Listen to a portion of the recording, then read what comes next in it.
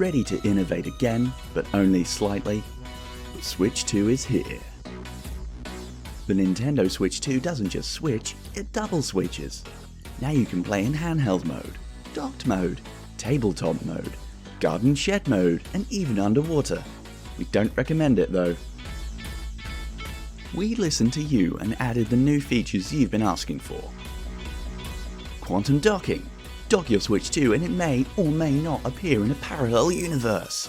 Exciting. Random Joy-Con drift. The Switch 1 had Joy-Con drift, but now with the Switch 2, we've doubled it.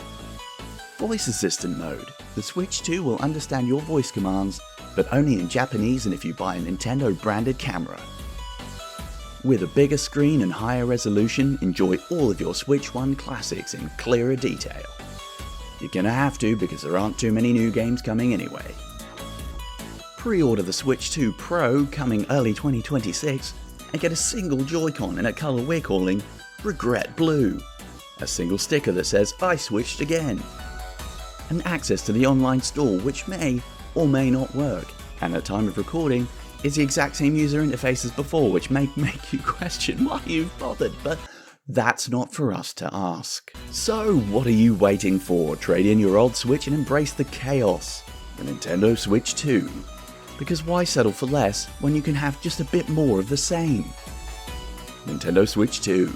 Definitely not just a Switch with a 2 written on it. Probably. It's legally distinct.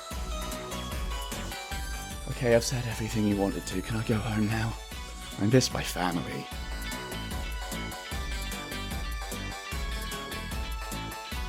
My name is Dan. And my name is also Dan. And this week we have some very big news here on the DTGM Podcast because we have finally played the Switch 2.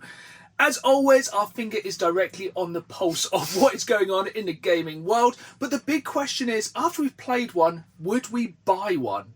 You'll find out in this episode of the DTGM Podcast. But first of all, other than the Switch 2, what have you been playing this past fortnight, Dan? Well, it goes without saying, more Battlefield 6, because that's my new addiction. See, I nearly didn't play anything this past fortnight except for Battlefield 6. It is a danger, yes, same. But other than that, I've been getting into Void Train, which I think I mentioned a couple of weeks back, because that was one of the new Games Pass games. Yep. And I have now put a good 3 or 4 hours into that. So that looks quite interesting. So, for people who haven't played it before, what is it? I'd say it's a good scavenging survival, I'm going to say base building game, except your base is a train. It's a very silly sort of tongue-in-cheek humour with a literal unreliable narrator, like they pop out somewhere and they don't know what's going on, which they frequently admit, which is a giggle. And you basically get sucked into the void and you're on a little train that you kind of pump along. Eventually you do get engines. But it's very silly, it's very fun. There are strange little cute creatures, over-the-top enemies who shoot at you every now and then on rival trains. It's a good distraction. So is it like a continuous one long track you're going down? Is it like got a final destination as such? I think it does. It's revealing very little at the minute in the way of plot. I think that kind of gets, every now and then you get to a depot and some shenanigans happens. You learn a little bit more about what's going on. But effectively, it seems at the minute you are just on an infinite track. Yeah, so when I kind of saw it, I was half wondering if it was like a roguelike. It's like, how far can you get? That would have been very cool. I'd have liked that. But it's more kind of, you're probably trying to get somewhere, presumably maybe out of the void. I think that would probably be a safe bet. Yeah, it does look quite cool. Yeah, it's very fun. The shooting is not good, but the rest of it, like the charm. Is that by design or? Possibly, I don't know. It just feels like, I don't know, the aiming's a little bit off. I've tweaked the sensitivity and it never quite seems to gel. And there seems to be a certain amount of, not even input lag, but just a very big delay between firing and them actually going, I don't know, something feels a bit floaty with the shooting. Yeah. But it isn't game-breaking in any way, shape or form. I mean, you know, there's worse shooting in games we've recently played. Yes. Which will be mentioned later on. But that's what I've been playing, other than Balatro and Battlefield. How are you getting on with Balatro? I finally, however many years after it came out, finished a run yesterday. Because we've been kind of talking about this every day we see each other. You haven't managed to do a run until now, and it was really starting to I think it's giving you a bit of a complex. Yes, I would get to basically like the last little bit and then it would go, how about this wasp line? Just kicks you right in the eyes. Oh, okay. It is definitely one of those games. I think the first time you beat it is like very much like then the game can really begin. Yeah. And the funny thing was, like, the amount of times I thought this build will do it and it didn't. Yeah. When I actually finished it, it was like, what's happened? Oh, I did a run. Oh. And how long did you last after the run, or did you quit? Because you can then go on to infinite mode. I think I got one more full blind. Because normally then it just absolutely slaps you down. It's like, no. Yeah. And like the reward for, at least with the deck I was using, or it could have just been for doing it for the first time, it was like, have one with no face cards. Yeah, it does give you like different deck unlocks every time you do it. Then like basically the idea is you could do it with all the different decks, and then you can unlock more cards. So like you might find a card you've never discovered, but then you can get it again in a later run. And essentially you just keep going until the cards you can get are so good you should be fine. It's pretty cool. There is a certain degree of persistence with it. Yeah. Yeah, I'm here for it. It's good for just like, oh, I've got a couple minutes, a few blinds. Whee. Very good. Dangerous, but good. Definitely. You're playing are you on iPad or mobile? Or both? Or everything? So it's on Games Pass. Yeah. Went to PlayStation Plus, got it there. And then decided I needed it portably as well, so bought it on the Google Play Store. Nice. So 3 times. And see, but you were playing it on your iPad using Xbox Games Pass? Yes. Yeah. Perfect. Very fun. Can't wait till it's on the watch.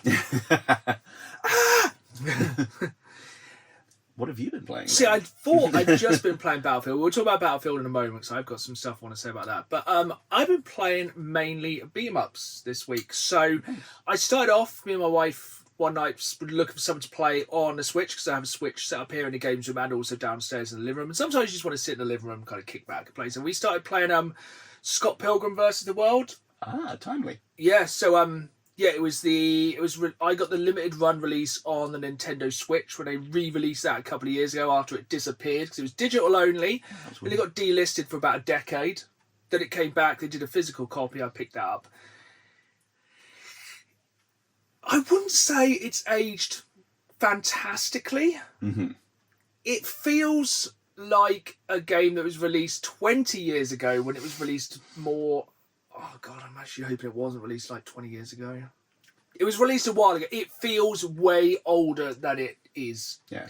Like recently I've been playing Streets of Rage 4, and that feels like a modern game and is tight. Yes.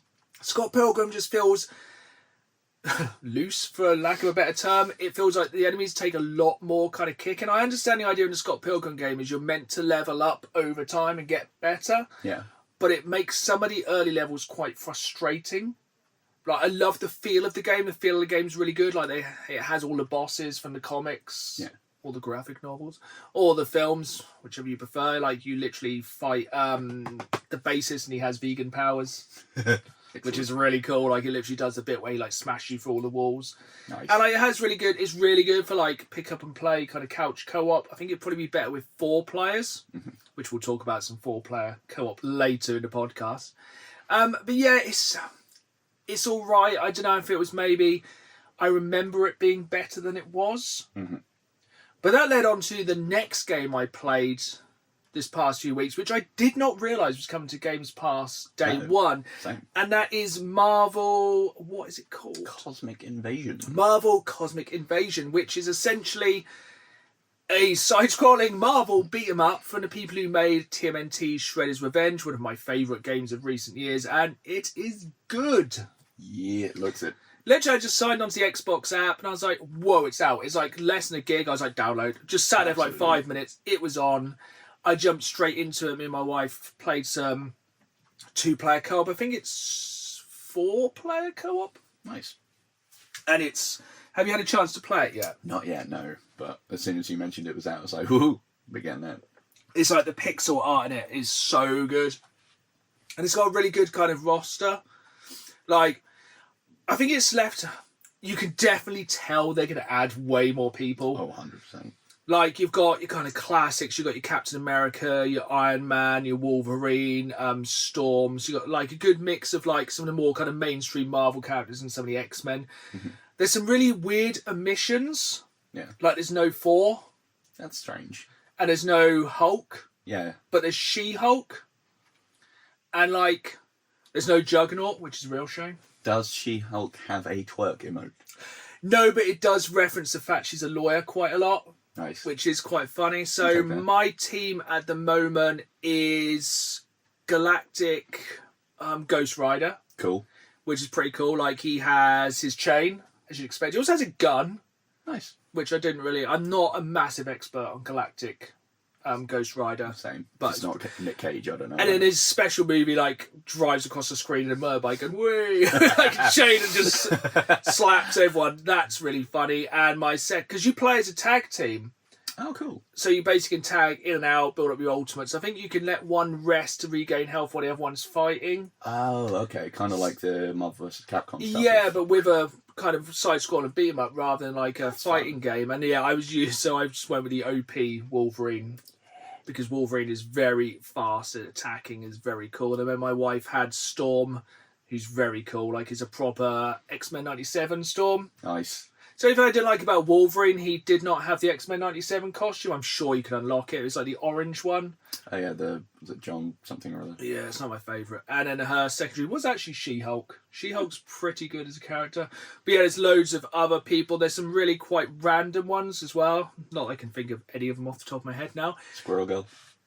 I think That would be something that probably would be. No. Yeah, I feel like it's one of those ones, if they keep throwing DLC at it, it'd be really good. I think it's a very... The only thing is, you're kind of pulling from... How long's Marvel been going now? Let's just arguably say 60 years of Marvel. Yeah. It's not the most exciting storyline. I know it's a side-scrolling beat-up game, but, you know, it's like some dude I can't even remember his name. It's like Apocalypse or Destructor or someone is invading Earth. And you got to beat him up. I think he's like infecting everyone with like these weird brain parasites. So like basically he can overtake bad guys. And I don't know if you beat him up and they join you. I've only done the first few stages. But yeah, it's very, very good. Nice. Highly recommend. Very, very nice surprise it was on Games Pass. I didn't think it was going to be. Yeah, same as you. So, yeah, that's definitely on my wish list. Yeah, 100%. Yeah, it'd be good to jump in some co-op on that as well. 100%. That's going to be a good one for, I reckon, Christmas time. Yes. Chill out, a couple of beers, some friends, slap that on. It's only got basically 3 buttons. Nice. And I think I've read some reviews, you can hammer the entire storyline in like 3 hours. Clear. And I think it's going to be one of those ones you just play with different teams, play stuff around, it just kind of has that really good replayability, but the main thing we have both been playing the past couple of weeks is Battlefield 6. Oh, yeah. I have actually finished, I keep getting the name of this wrong, the California Resistance bonus path. I finished it this morning. Nice. Ooh. So there's a time recording this, I think there's 6 days left for California Resistance. I need to get on that. And yeah, I unlocked the final unlock of that this morning. So I've been really trying to hammer that. I did buy the season pass because you get some really good stuff. It was on Black Friday. It's the only thing I bought on Black Friday was a season pass for Battlefield 6. I think it was like 8 down from 12. That is only for season 1 though. Yeah, which I do think is a little bit cheeky, but whatever. It does have a decent amount though, and it gives you a lot of double XPs because this past weekend was double XP, and we didn't take that much advantage of it. No.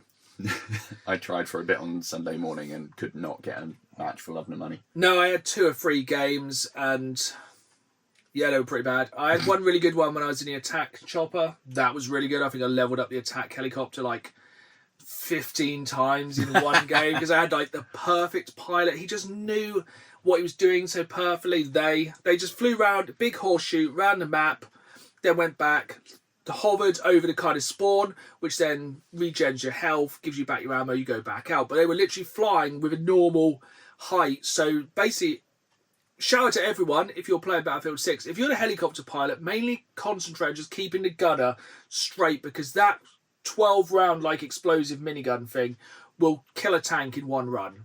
Nice. Or it will just obliterate troops. If you go over a squad, which is what we do in this game, those 12 rounds can kill 12 people. Or absolutely decimate whatever cover they're hiding or just destroy an area. Like for covering fire or, what's the word? Suppressive. You will get bonuses just by using it. Because I did notice this weekend there was some noobs on there. Oh, yeah. It was a free trial weekend.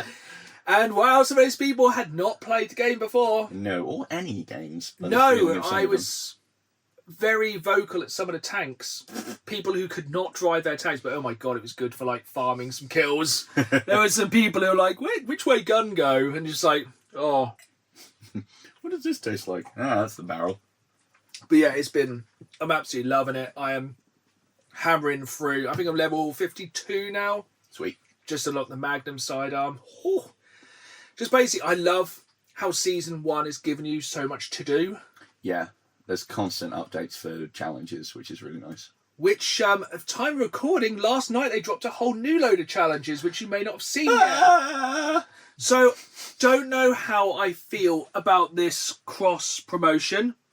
So, the new promotion on Battlefield is Red Bull. Oh. And, I think it's really sad when people sell their souls to corporate companies. It's bad. We didn't actually plan that. No. But yeah, there's a new pass on there which is all Red Bull based. You can get a Red Bull patch for your uniform, a little trinket for your gun. To be fair, all of the challenges, a lot of them make sense. There's one to get your Red Bull wings, you have to fly for so long. There's one you have to parachute for so long. There's one for sprinting, because obviously energy. Yeah. There's one for like just general damage. They're quite fun ones. Yeah. I don't really know if I want it to be like, I don't know, the Battlefield Apple Watch pass or something. The Cathedral City cheese pass. Yeah, I don't really want to be driving around in the Doritos battle tank. I do. A flaming hot Cheetos battle tank. Amazing. That would be sweet. Which fires like a flamethrower. Yeah. I'd love that. Yeah, imagine a crossover. Oh boy, I've got a weird crossover for you later when we get to the news. Oh, perfect. But yeah, I'm absolutely loving Battlefield 6, and which brings us nicely onto our first piece of news this time. So, yearly sales. Since 2006, Call of Duty has outsold any other first-person shooter released at the same time since 2006. The game that beat them in 2006 was Gears of War.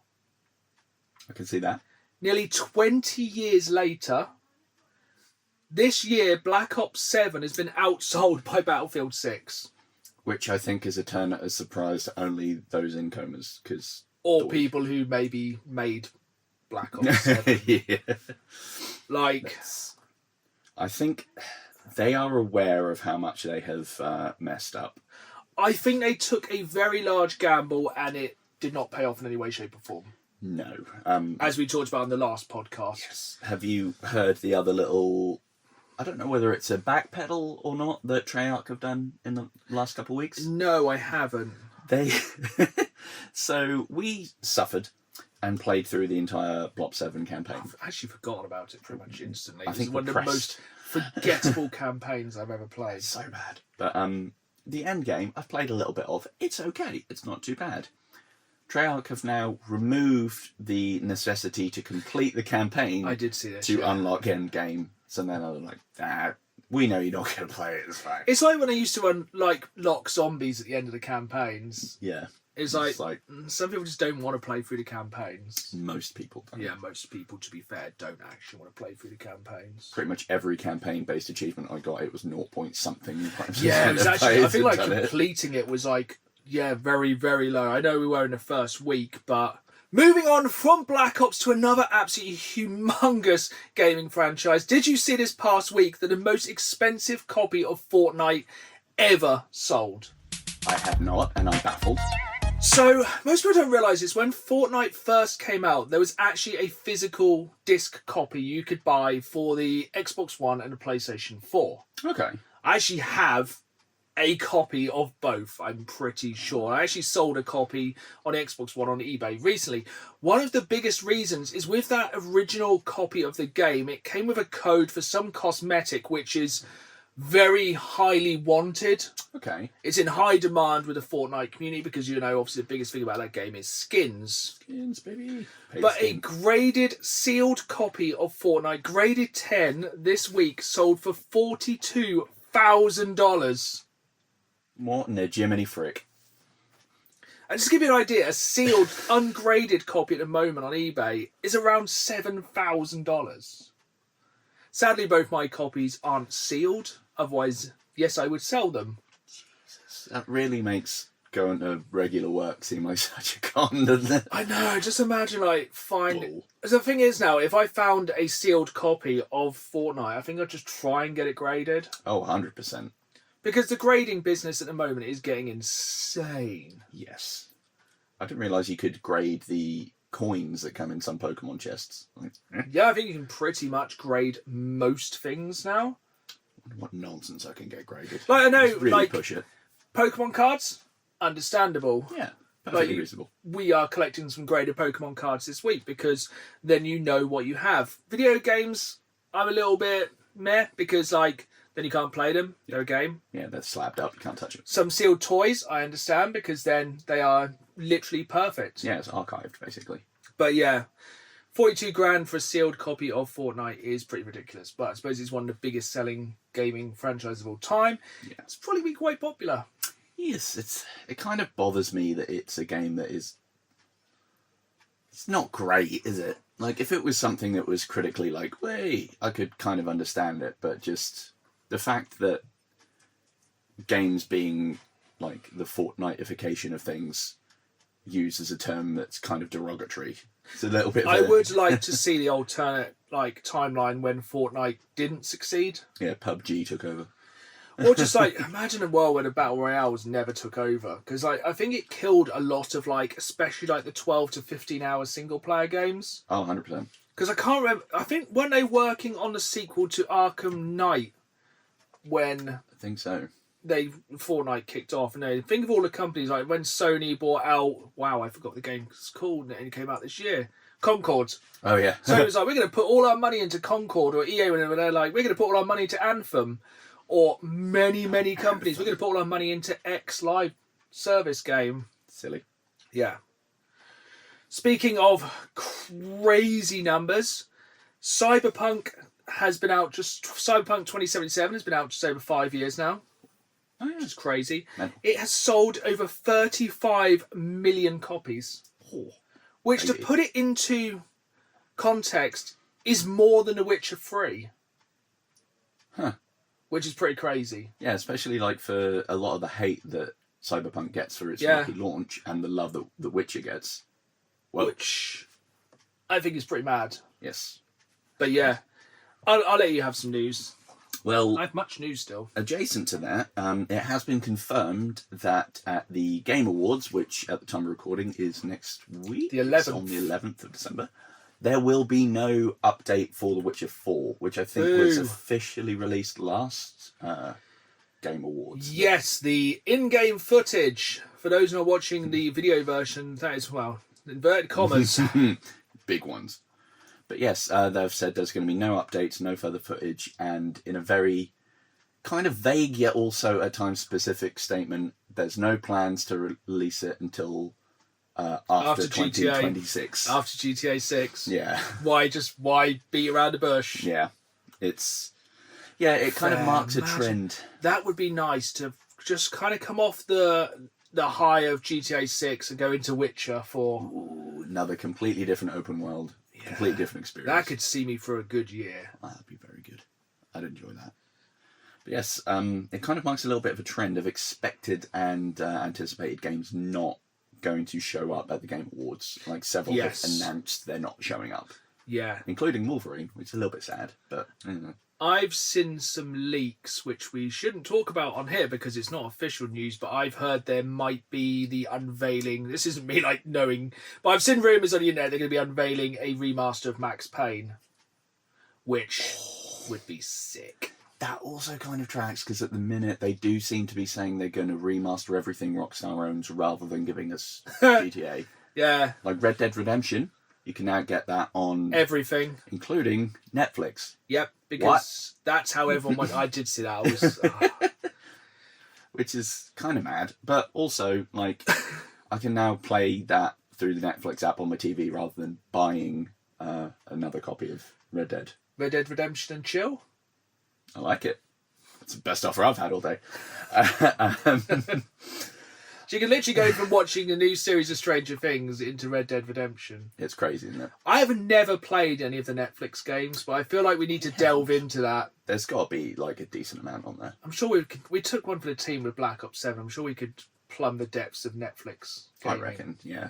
Anything's got to be better than that. Yeah. So the other thing we were talking about on the way here today is there's a weird bit of news around the Game Awards, which is, now Dan hasn't seen this and you'll have to look it up. For some reason, a massive monolith has appeared in the middle of the desert, and it's something to do with something that's being revealed at the Game Awards. People are saying it looks a bit like something maybe from Morrowind. Ooh. No, not Morrowind. Is it Morrowind? Yeah, because the old... Which one hasn't been done yet? Hammerfall. No. No, that was like 2. I don't know. 6 is going to be the Redguard. Yeah, or people are thinking it might be something to do with God of War, or people are thinking it could be... No one's really sure, but they've literally just built a big monolith in the desert. They're like, game coming soon. That's cool. At least it's... I mean, there was that thing a couple of years ago where there were monoliths popping up and we never got an explanation. So at least we know that we've only got to wait a week. And there's probably going to be another really crap Pokemon reveal. Yeah, that would be a real weird twist of fate. Yeah, it's going to be one of those Ultra Beasts that's just like a building. Have you seen Stack Attack or whatever the hell it is? Angry Building. I am trying to stay... Pokemon is a sore topic at the moment because me and Dan also can't get any Pokemon cards. No, I've had to start selling kidneys. Like, we cannot physically buy them. Every day I go on Amazon and request to buy them. They're like, no. Try and go in shops. Got any Pokemon cards? No. Or like go into shops, try and look behind counters, see if they have any, then go... I went into a store last night. They were like, can I help you? And I was like, I could see behind them there's no card. I was like, yeah, can I get some bread rolls? And they're like, yeah, they're just there. And I was like, literally next to me, it was like, perfect. Thank you. I didn't really need bread rolls, but I wasn't going to go in there and say, yeah, I just wanted some Pokemon cards at 8 o'clock at night. I need my fix. I need my cardboard crap. So yeah, if anyone has any Pokemon cards, they can do a little under the table deal. Hit us up. Any more news from you? I still have lots of news. Yeah. So I've got a little bit more speculation around the Game Awards about what might be released. And some things kind of heavily hinted, some things are just suspected. One of them being Blooper Team. It's expected that they will announce a remake of Silent Hill 1. Yes, I think that's going to be one of the worst kept secrets going into the Game Awards. Yes. As well as that, a Control sequel might be coming. Control 2. Yeah, which will be very fun. I'm really enjoying the kind of Alan Wake Control universe. It's good. It's kind of been a sleeper hit as a universe, really. And that could tie in very well, because Remedy, Max Payne, we could... Maybe. I don't know. Yeah, why not both? That'd be very fun. Good. And we might get an update and some new footage on the Prince of Persia Sands of Time remake, which would be very fun. See, I feel like if they're going to do Prince of Persia, just do that whole trilogy. Yeah, in one, because it can't come up. Yeah. Rather than like kind of what they seem to be doing in a minute is like, oh, we're Microsoft, we're going to re-release the original Gears of War. It's like, just do 1, 2 and 3. Yeah. It's mental. Or, crazy idea, just make a new game. What? Where is Gears of War Emergence Day? When will it emerge? But never. I thought there was like a shoe-in for this year. That's got to be at the Game Awards. You'd have thunk at this stage. Like, or anything from Xbox. Yeah. Anything other than what they've been doing, preferably. I presume we'll probably get a trailer for Forza Horizon 6, which I am quite excited for. I will undoubtedly chuck 100 hours into that. What a lovely segue. Thank you, Dan. That's another bit of my news. That is that leaks suggest that it's going to be dropping the first half of next year. Nice. Which breaks their usual habit of going in the autumn season. Nice. Let's think about why that might be. See, once again, that would be perfect. I can basically... My plan for January, February, March, bit of backlog from this year. So if everyone can just calm it down for a few months. Like, I want to get through some backlog. Like, I still want to play Death Stranding 2 and some other games that we'll undoubtedly miss, which we'll be talking about in the episode after next, which will be our games of the year. Or the many games we didn't play that we probably should have. But Forza, if I can get Forza Horizon into Grand Theft Auto, into Witcher, we're eating well. That is a very good flow. That's strong. That's 3 10-10 games. Yeah.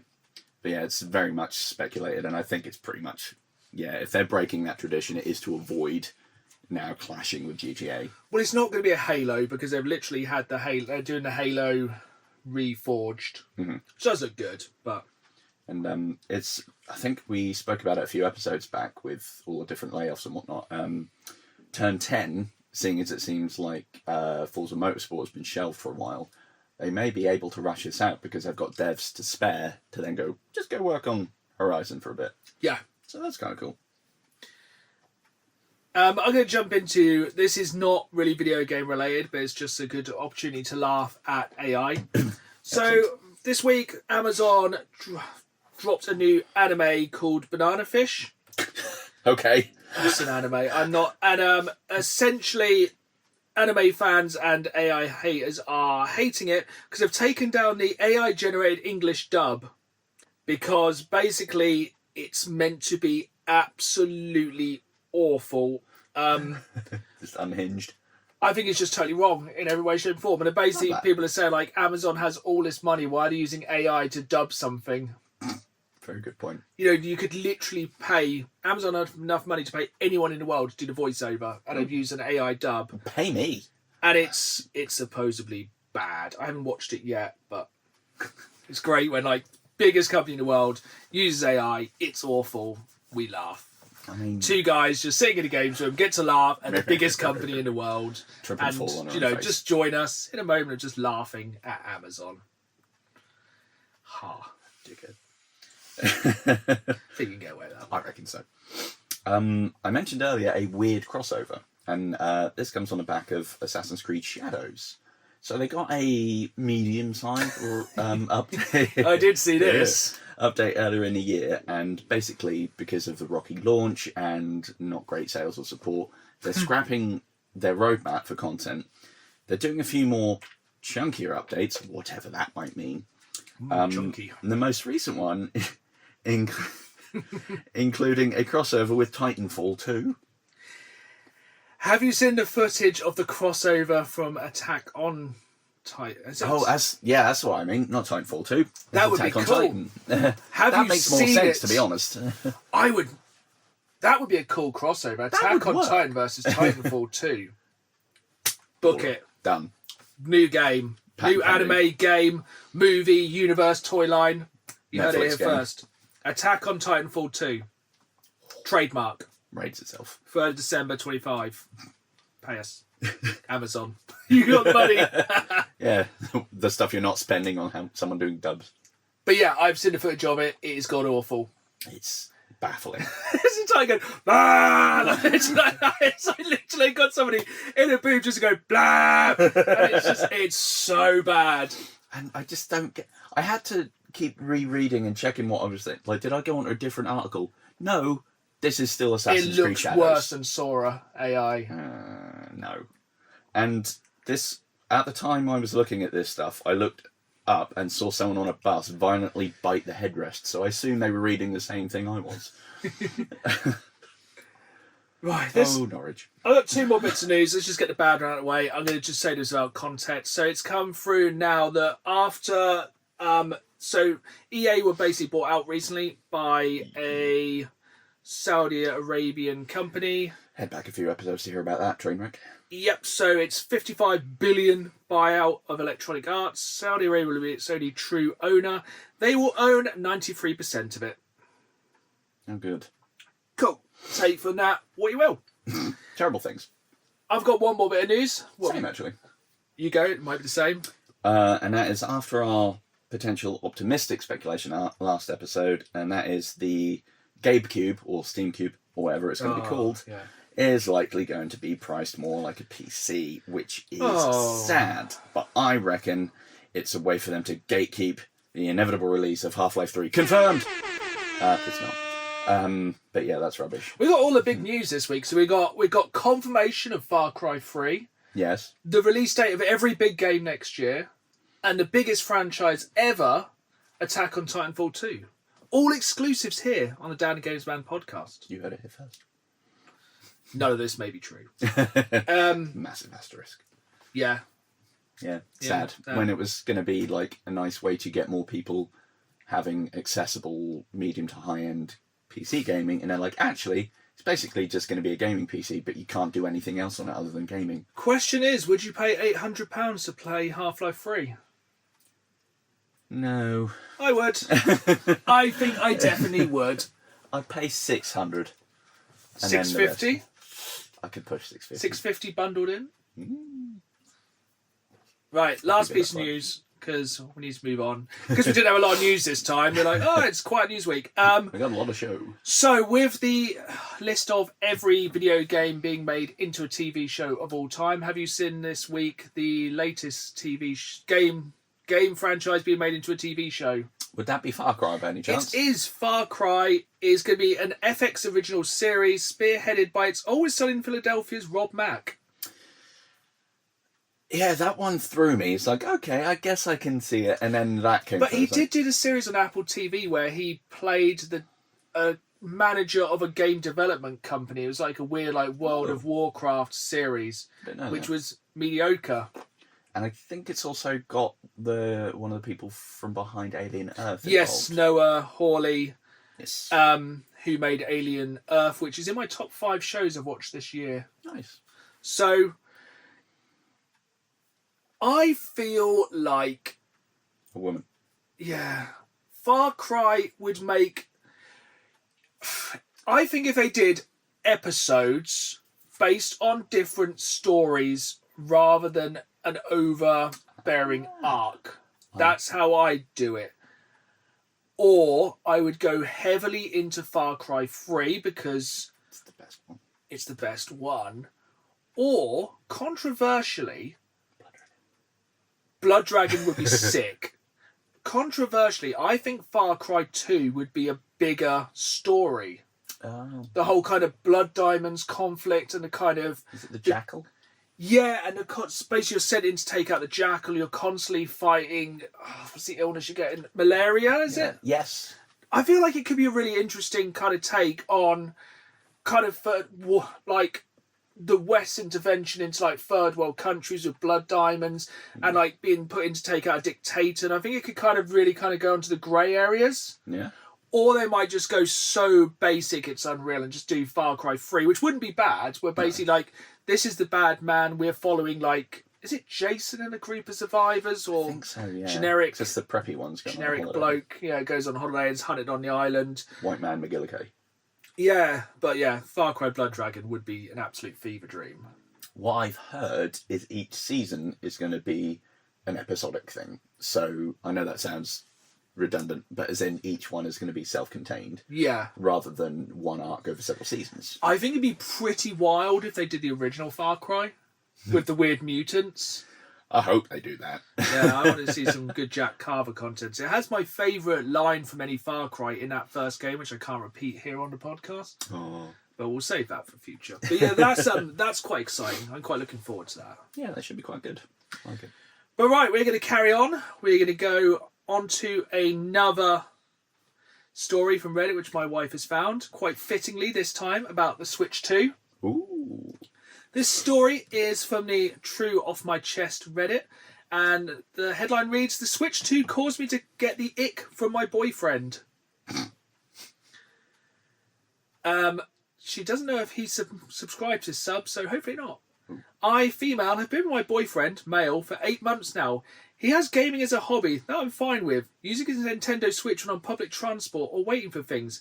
I've had partners in the past who would come home and maybe play football or Call of Duty on a PlayStation for an hour or so on a weekend. And again, this was no issue. Sounds like it was an issue. During the lead up to the Switch 2, my boyfriend started displaying unattractive behaviour. It's fine to be excited about and discuss things. He started posting a lot on Switch subreddits and other websites arguing with other people, often showing me these arguments or explaining how others are wrong. He started sending me links to these arguments whilst at work. I asked him to stop as I'm at work, but it's only slowed the messages. He now has a Switch 2, and a few days before and since getting a console, it's all he talks about. He constantly points out things I don't understand in games, like how the lighting is X amounts better than the previous generation due to hardware. Again, there is nothing to be excited with a new, expensive purchase, but he's completely obsessed. Here it comes. Oh. The real ick occurred this weekend. I went to visit my sister and her husband was building a deck in their back garden. Doing it all by himself, tools that he owns, hands-on, etc. I asked my boyfriend to come with me, but he said no and was playing his Switch while sitting on the floor of our living room. After coming home from my sister's, after about 4 hours, my boyfriend was in the same position, playing the same game. Well, yeah, what else are you going to do when he's left home alone? Day off. Poor guy. Give him some snacks. I just felt like his mother, and it honestly made me feel a little sick coming home to that. I can't see him in the same way anymore at all, and I don't think I can move past it. I don't want to give up things that he cares about, so I think the only way forward is for us to break up. Whoa. Not looking for advice, per the friendly reminder at the bottom, more of an awakening of sorts. Just by walking into that scene, my entire perspective has shifted and I can't see him the same way. Whoa, that one really escalated quickly. I think this one should be more Am I the Arsehole Reddit, because she's That really escalated. That's a bit much, in my opinion. That's not how I expected that to go. No, jeez, I thought it was going to be that's one of the more intense Reddit stories I think we've had. This one, we're definitely going straight to the comments. Top comment. Reminds me of the Bill Burr quote, "Nothing pisses my wife off more than me relaxing in my own house." A lot of them is like, if you can't accept him for the person he is and the interest he has, then yes, let him go. Oh, one of the highest ones was deleted. I bet that was good. I bet it's slapped. God forbid a man have hobbies. Hobbies is one thing and obsession is another. She wasn't there. It's 4 hours. Like, what does she expect? Does he just sit there, like, waiting? If this person were to watch the podcast, do they think we sit here solidly for a fortnight waiting for the next one to record? Is that what they assume? No object permanence. Oh, there's another one which was deleted, and the comment underneath is full of bitter gamer men who've been dumped by their girlfriends for this very behaviour. So that must have been a good comment that's gone. Another comment, rage bait. And my favourite, I'm getting the ick from you saying ick. You sound insufferable for even more than your boyfriend.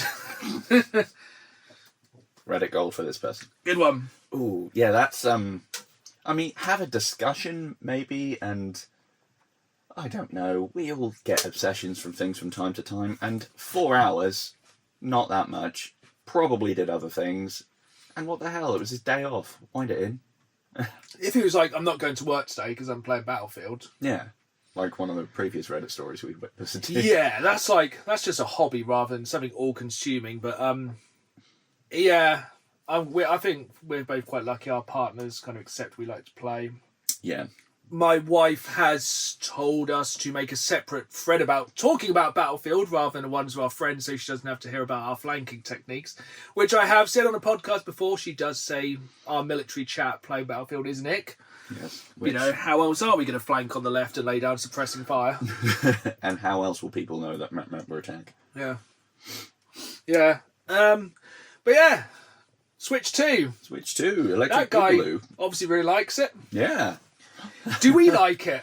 Do we like it? That is the question of the pod. So, this year, the Switch 2... Was it this year? I think so. Look at us, once again, fingers on the pulse of everything that's gaming. If we were doctors, problem. We have slightly ripped on the Switch 2. You more than me. Yes, correct. Me and my wife both own a Switch 1. Oh, do we want to call it that? Swange. No, terrible. OG Switch. That sounds well gangster. Just throws up some gang signs for those listening rather than watching a video version. It's available exclusively on YouTube. Yeah, so a little bit of context. At the weekend, we had some friends round. Dan was here. My friend Dan was here. Two Dans, just to be confused. My wife was here. My friend Kieran was here. And we all played Switch 2. Oh, yeah. We all played Mario Kart World. And was this one of your first times playing a Switch? It doesn't number more than 10 times that I've played any kind of Switch game. Am I right in saying you'd never played Mario Kart 8? I think that is correct. Crazy. Yes, I played 7, not 8, as far as I can recall. So, essentially, harking back to what we said earlier in the podcast, we all sat down in my living room, all on the sofa, and we took turns playing Mario Kart World Tour on the Nintendo Switch. Big 52-inch HD 4K TV. Looked pretty good, didn't it? It looked pretty nice. Very... Gonna sound like that guy now. Very smooth. 4-player split screen. It was smooth. Frame rate was really good. Sound was good. Graphics good. Yep. And over those few hours, we did move. Yeah, I reckon we probably played for about 4 hours, quite ironically. Yeah, easily.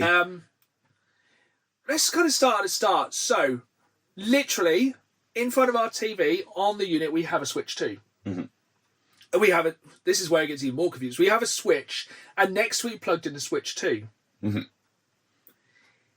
If you've never seen a gaming console before, could you point out which one was the Switch 2 if I covered up the 2 logo? Lord, no. There's not... It's bigger. Yeah. It's rounder. You could easily go, oh, is that the Switch OLED? Maybe. Yeah. If somebody said... I don't think you'd spot it. It's not... It's functionally nice. Yeah. I do like the snappy magnetic controllers. Yeah, I remember like the sort of more physical ones were an issue as well before because the connections would get a bit... I never had that issue, thankfully, but I know a lot of people had stick drift, stuff like that. Mm-hmm. As a man with bigger hands, I appreciate the bigger Joy-Cons. Yeah, that was handy. They were nice. That was very good. The Pro controllers we used were very nice. Console-wise, we literally put it on the TV, and when we were in the menu, we're like, they haven't changed the setup at all than the Switch. It's for the same better or user worse, front it's the end. same kind of what it was. And it was like, oh, I thought it might have some kind of fancy. Yep. Nope, it's the same. It's like, okay, cool. It's literally, yeah, the software equivalent of just sticking the 2 on the end of it. Yeah. But did we enjoy Mario Kart World Tour? Very much. Oh my god, it. we enjoyed it so much. It's so good. It's very fun. Oh, it was what it's probably the best couch co-op game we've played this year. Yeah, I mean, we even dipped back in and did a couple of races on 8, and it was like, oh, what is this? Yeah, so that was a crazy thing because like we played through about 5 of the kind of Grand Prix on Mario Kart World Tour. We're like, this is pretty cool. And I was like, oh, but you know, you get Mario Kart 8 because our friend Kieran has the season pass, and it's got like nearly 100 tracks. We're like, whoa, there'll be some well good tracks. They do not hold a candle to Mario Kart World Tour. Even the way everything handles. It's like night and day going from Mario Kart 8 to Mario Kart World Tour, and I never thought I'd say it. No, it does seem markedly different. I just would not go back. Nope. I really don't want to go back to Mario Kart 8. And yeah, it's really good. I really enjoyed the circuits. I think they're all really well done. I think the characters are incredible. I think half the fun we had was picking which character to play as in Mario Kart World Tour because we kept playing stupid rules. Hey, look, I'm a sentient coin purse. Whee! Well, my favourite, I'm a crab. The best thing, the reason to spend £450 on a Switch 2. It has a taunt button in Mario Kart. Oh, yeah. You could be a crab and you can go clack clack as you pass someone. And if you've had 3 or 4 adult beverages, that gets funnier every single time. Especially if you blue shell somebody, drive past them and go clack clack and just... I lost my proverbial quite a few times during that one because I was just giggling my friggin' head off. Literally, it was chaos because we started off on 50cc's and that was just not fair, was it? No, there was 4 of us playing. It was who will be first out of us 4 repeatedly because it got exceedingly competitive, exceedingly fast. That's what I love about Mario Kart. It's like, I've never played Mario Kart. 1 race in. Oh, I've won. And 24 racers now. 24 people in those races because sometimes it's, well, we're on 50cc. It's like, well, there's 4 of us and then there's somewhere back there. There's another race going on somewhere. Like, 24 racers really changes it up, makes it way more intense, way better. Yeah, much more chance of random shells coming out somewhere. Yeah, and some of the new, like, attacks are very, very good. And I feel like the characters all feel very different. Like, one race we all decided to be the baby characters. Oh, yeah. For Bants, and they were fast but could not corner, or if Bowser came anywhere near them, they just flew away. Oh yeah, big bonk. That was fun. So yeah, we started off on 50cc's. What I like about it now, there's some tracks which are like circuits and some which are point to point, which was very cool. Like, that really changes things up, like going from like one kind of biome as such to another. Like when we were racing for like the snowy peaks to a volcano. That was nice. That was really cool. Kind of gave me real like Outrun vibes. Yeah. And I think it definitely upped its game when we put it up to 100 cc's. Yep. That's where it started to get good. Oh, yeah. Because then the other 20 racers were starting to get involved. Yeah, they'd get in the mix, and there'd be a little bit more of a wild card of like, oh, what the hell? Yeah, you'd get like one person like, I'm winning. It's also so like Larry.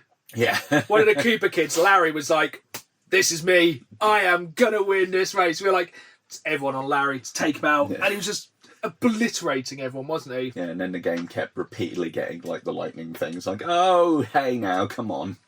And it's so good how it's got some of the classic tracks. Like, I recognise some of the tracks, like the old Wii games, the old Game Boy Advance games, stuff like that. When it does point to point, it adds in extra bits which wouldn't have been there in the original, but it feels like the original still. Yeah. It was very cool. And I liked when you did a Grand Prix, sometimes you race to the next Grand Prix. Yeah. Like, we didn't really do any of the open world stuff, No. but I don't think it'd really add too much. There's still loads of characters to unlock as well. Yeah, there was a lot of question mark guys. And we had a lot of characters, like a lot of very random. Like, we had the crab. My favourite, the cow. The bee. The bee Yeah. was very fun. Just a Goomba. Yeah. Just a Goomba on a Harley Davidson, because then it was also, let's find the funniest combination. So it's a crab on a moped. And wasn't there like a weird beaver or something, or a hamster? I don't know. He was weird. Yeah. I think it was a mole.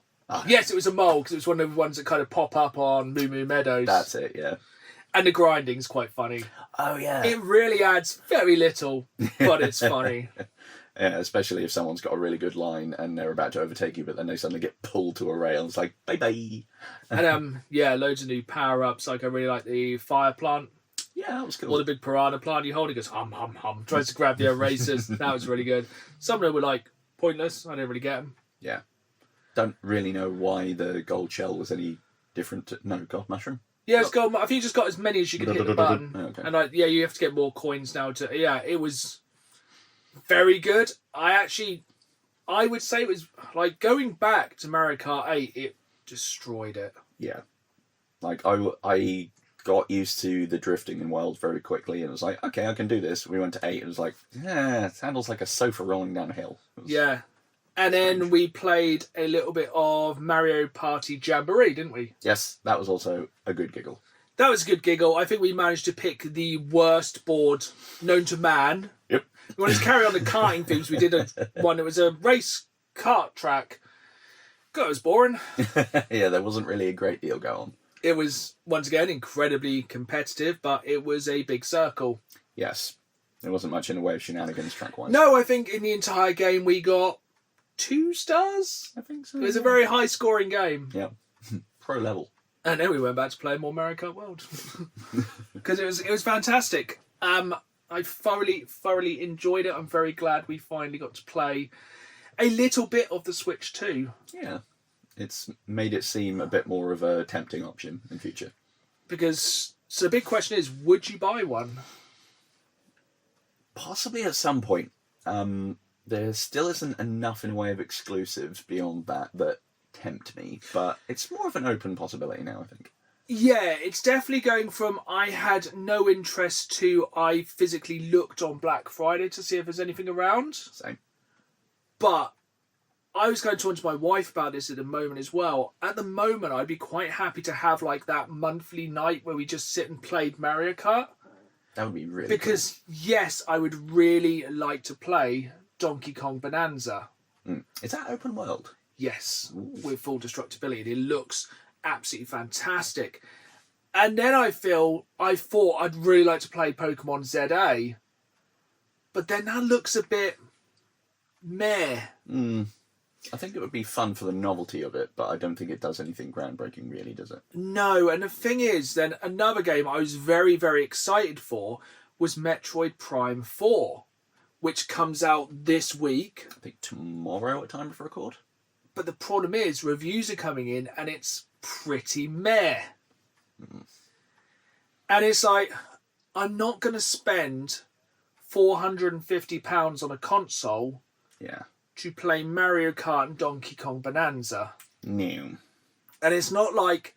So, like, this week I was looking at pre-ordering Resident Evil 9 Nice. Requiem, which I have because I saw they were doing the Switch 2 version, which looks really sick. It's a special edition for the Switch 2, which includes Resident Evil, I think it's 7, 8 and 9 in like kind of a leather-bound effect book. Yeah, it looks very. It very has the tidy. 3 games. It looks really sick. But then I was perusing online and found out 2 pieces of information which changed my mind. First off, the Switch 2 version of Resident Evil, the box set, has a game key card rather than a physical game card. Which here at the channel we love. So it's not got a physical copy of the game. Then also, whilst I was on Amazon Japan, once again, not affiliated, on Amazon Japan, you can pre-order not 1, but 2 box sets for the PS5. So you can get the Resident Evil 2, 3 and 4 remake in a box set, which looks sick. And then Resident Evil 7, 8, 9, which you think they'd like do as a little bit of a parody. You know, have a zombie going, 7, 8, 9. They're like, terrible joke. Dad puns. You can have that one, no Capcom. Yeah, and another separate box set for the PS5. And they have discs. Actual discs. And so I was like, oh, they're nice. Japanese exclusive. But it'll be a box set of Resident Evil 2, 3, 4, 7, 8, 9. Just be really irritating. 2 separate box sets. I pre-ordered them on Amazon Japan. It came to £130. Which for that many 6 games. Resident Evil games, one of which being the new one, Which would command a... $69.99 in the UK. So Nice. rather than buying the Switch 2 version, which doesn't even have a copy of the game physically you can keep forever, I just bought the PS5 versions. You know, I wasn't really in the market to buy Resident Evil again. Like, I bought Resident Evil 2 on everything. Yeah, same, I think. Yeah, so I'll just keep carrying on that. But yeah, it's a really nice box set. I'll try and probably open it on the podcast, like, in the future. So we're very excited for that one. But it's just like, there's nothing jumping out to me on a Switch 2 which would make me run out and buy one. Yeah, maybe for me, Dust Bloods. Yes, but also with consoles, I just really want to buy a limited edition console. If Yeah. they'd done a really nice Pokemon ZA Switch 2 with like special Joy-Cons, Yeah. and I know a Pokemon etched dock. Maybe the controller could be shaped like Mega Starmie. Yeah, like I really like the Resident Evil 9 Pro controller they've done for Resident Evil 9. I think I just said Resident Evil 9 twice in a row, but yeah, that looks really sick. But it's like 90 quid. Yeah. And to be honest, another thing me and Dad have been discussing over the past few weeks with Black Friday just going, we were both very close to buying a Steam Deck. It was 20% off. 20% off, so it's under £300 for Steam Deck. Yes, we know the GameCube is coming, but the Steam Deck was sub £300 and has all the games. Yes. Like, many games. You're going from the Switch 2, which you're getting a game like... The big game coming out for Switch 2 at the minute is Kirby's Air Riders. Just let that sink in for a minute. Which they are pushing hard. Yeah. Like 3 hours, I think, of Nintendo Direct so far have been all Kirby Air Riders. It's imagine trying to push that so hard when you've just had Mario Kart World. No one's going to pick that as a racing game over Mario Kart. And I think the problem is, like, because of the lack of games, I just don't think it's worth doing at the moment. At present, no. It needs that killer game. I think it's probably more likely for you than me. Very possibly. Because you can go back and play a very large amount of the Switch library. This is like, very you've true. never played Breath of the Wild. Nope. You've never played Tears of the Kingdom. Nope. You've never played many other games on the Switch. Mario Odyssey. I'll Yeah. touch that. I haven't played Mario Odyssey either. And to be fair, because other than a Wii and various Game Boys and handhelds, there's so much of the general Nintendo back catalogue that could probably be on the eShop that I've never touched. Which leads us into one thing which I will say is a very large plus for the Switch 2. The back catalogue games you get included with Nintendo Online is good. Mm-hmm. I'll give it that. Sizable. Very good. Like, our friend Kieran had all those games downloaded. It had some of the best games for the NES, the SNES, the GameCube, the Wii. It had a very strong back catalogue. Yes. And that's a very good offering. Speaking of game releases, I've got a very quick roundup of things coming this week. So we've already mentioned Marvel Cosmic Invasion and Metroid Prime 4 Beyond. Very meh. Yeah. But we've also got Kingdom of Night, which is a retro-style action RPG. Think Castlevania? more Stranger Things. So it's more of a slightly adventure horror thing. Cosmic Very horror. good time to release that. Yes. In fact, even the character builds have D&D archetypes of them. Nice. Very fun. Sounds good. Rising Heat. Think space vehicles, vampire survivors, jam them together. Ooh. It looks visually very distressing, but again, it's a survivor's game. So Yeah, that could be one. She's Leaving, a first-person survival horror with forensic investigation elements. It's like a serial killer. Stuff's going on. Intriguing. Sounds good. Let It Die Inferno. We already know about that one. Very fun. Roguelike, extraction, chaos, man with a skull for a face. Very good. Nice. Blood, Refresh Supply. Lovecraft vibes, but it's a remake of a Doom clone, which is like photocopying a photocopy, but could still be very fun. That sounds right up my street. Routine. Again, a very sort of What's weird... that? I don't know, really. I can make head and tails of it, but that comes out this week. And then Octopath Traveler Path Zero, and I know very little about that game series because it gives me Switch. no joy. I think it's a Switch game. That's game's coming out this week. Last thing I would say about the Switch 2, because you consumers need to know this. I have no idea why we know this, but we now know. We have confirmed Switch 2 games do not taste nice. No, and I'll never make that sandwich again. Basically, our friend Kieran decided to put a Switch 2 game in his mouth for science. I think you forgot about this. I did, yes. Yep, he did put a Switch 2 game in his mouth and was very nearly sick, and it was very funny. I have no idea why he did, but I'm glad he did. Yes, it's, like you say, for science and for consumer advice. Yes. Do not eat Switch cartridges. Yeah, it's incredible and also baffling that Nintendo do make Switch 2 games taste bad. Which begs the question, do other games taste good? Maybe we'll find out in a future episode of the Down the Games Man podcast. But for now, we're going to go on to a couple of viewer questions to finish. Let me just scroll through and find them here. And we're just going to go with two today because it will make sense after this one. This is from username Reverse Farting. Sorry. I knew that would catch you unaware. Super serious question. Super silly username. Woo. Her name again, Reverse Farting. Stop. So, they asked, I'm not even going to assume their gender, is there any time your collection has ever felt overwhelming and what did you do to overcome that feeling? So, literally this week in the world of Dan the Games Man, at the weekend I picked up nearly 200 VHS tapes. Dan can see them from here. They are everywhere out of the shot of the camera. Literally from about there upwards are VHS tapes. I have to sort through them in the next few weeks because essentially I bought a bundle of nearly 200 VHS tapes with the idea of keeping around 50. I only paid £10 for all these tapes. There are some I'll flip on eBay, a very small number. Some that I will just take into a charity shop anywhere that'll actually take them, and some I'll keep in a collection because basically I saw the pictures. There was at least 10 tapes there that I definitely wanted, and they threw a load of extra ones in, and it's incredibly overwhelming at the moment. I can imagine. Because I haven't got enough time to sort through them, so it's just basically push it to one side. Because nothing ever comes at the right time. No. So this was Sunday. I picked up nearly 200 VHS tapes, and don't get there's some really good ones in there. We're talking like some of the best films of the 80s and 90s. We got the Jurassic Park, Pokemon films, some old like video nasties. I think there's a RoboCop in there. Yeah. Some really good films that I definitely want on VHS.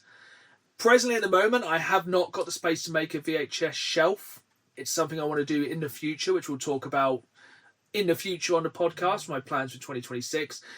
But that's become a bit of a problem, having nearly 200 VHS tapes to sort through and having no time off until about a week's time. So I'm just kind of sitting here surrounded by stuff, which will be fine, except on Friday, so 2 days after recording this, I'm also going to pick up 86 PS1 games. because when it rains, it pours. My fix to this had been just build shelves out of the VHSs, but I didn't think that went down well. Yeah, yeah, so it's going to be a lot of sawing. Thankfully, I've got some time off just before Christmas, so I'll be going through them. I will be doing 2 videos on both of those, but on the channel, which you'll probably see in the new year, as I just kind of gently cry myself to sleep surrounded by VHS and PS1 games. But, you know, worse problems to have, supposedly. What would that take your total of PS1 games to? Because you've already got, like, hundreds, right? Oh, it's going to go well over 500. But speaking of the Danny Games Man YouTube channel, final question comes from Michael Guest. And they say, "Hi Dan, with not much time left because it's going so fast." Sounds a bit ominous, but how is the PlayStation Platinum trilogy looking? Do you think it'll be done just in time? Thanks. So, if you've only ever listened to the podcast, not seen my YouTube channel, over the past 3 years, for the first year, I tried to pick up every single PS1 Platinum game ever released. And the next year, every single PS2 Platinum game ever released, and this year, every single PlayStation 3 Platinum game ever released. And at time of recording this, we are 28 days away, 28 days later, until the end of a 3-year challenge to try and get every PlayStation Platinum game ever released. And we will have the penultimate episode over on YouTube a week this Saturday. So that will be, let me just find out on my calendar for all you. 13th? It will be the 13th. We will hopefully have the penultimate episode of the Platinum Project, and you will see how close we are. And spoiler alert, it's gonna be tight. But that is something to look forward to in the future, as well as in 2 weeks' time. There'll be not one, but 2 podcasts dropping at the exact same time. How could this be? We are going to be having a Danception where we will be dropping a podcast you can listen to on podcast providers at 5 o'clock on the Friday, but also on the 19th of December live. Do not say or. We will be live on YouTube for a very special festive Dan the Games Man podcast live. Oh, yeah. Live and in the full colour. Mm-hmm. With perhaps colourful language. There's a strong chance. It's the season. So if you want one that's guaranteed clean, go over to the podcast providers. If not, we'll be doing a live Q&A and talking about our favourite gaming Christmas memories live on YouTube that Friday evening. So hopefully you will join us for both. I hope you've enjoyed this time's podcast. If you did, make sure you leave a review and hit that reminder button so you never miss a podcast every other Friday live at 5. I put new videos out on YouTube under Dan the Games Man every Saturday live at 5. So it's bonus content throughout the week, and I really want you there. So please come and join me there, and exclusively the video version of this podcast there as well. But for now, it's goodbye from me. And it's goodbye from me. And as always, keep playing the game. See you soon.